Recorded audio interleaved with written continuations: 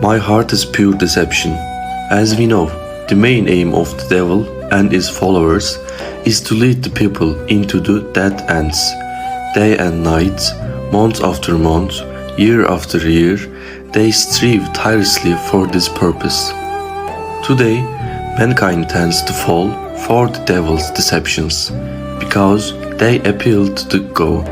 Unfortunately, this inclination is such a destructive one that is turned both this world and the hereafter upside down. We follow so many whisperings that we move forward with absurd statements like, "If I am not going to paradise, then who is? My heart is pure."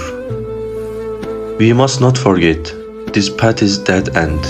Only when we reach to the end of the road do we realize that it was a dead end all along. Almighty Allah says, "Therefore do not declare yourselves pure. He knows best who is thoroughly righteous." As we can see, turning the purity of our hearts into the topic of conversation only benefits our ego. Moreover, Allah knows far better than we do who is pure and who is not. Besides, what value does a heart have if it does not turn toward its owner? Yes, what worth does a heart have if it does not turn toward its owner? When we fail to follow the rules we are obligated to follow, problems begin to arise in our faith. When we fail to realize this, we start to view what is wrong as something acceptable, and this is one of our states that can befall us. Just as night is dark and day is bright in our lives, the heart too has states of darkness and light. For the heart to reach illumination, we must reflect the life of the Prophet Muhammad in our own lives. Even before revelation came to him, the Prophet was honorable and trustworthy. There was no flaw in this way of life. He was a sovereign who had enthroned himself in hearts. Like the sun, he rose over to the age of ignorance.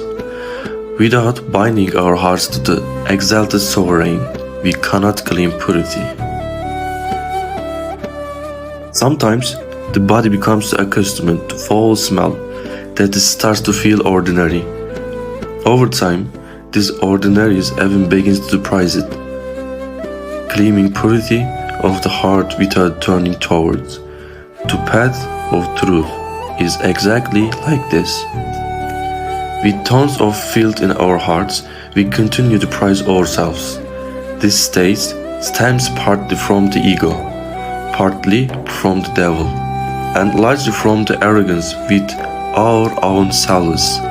Just as arrogance causes the devil to be expelled from the divine presence, it also drives a person away from prostration. He becomes unable to prostrate and begins to see as an achievement. In such matters, the best thing is not to trust ourselves, but to trust Allah.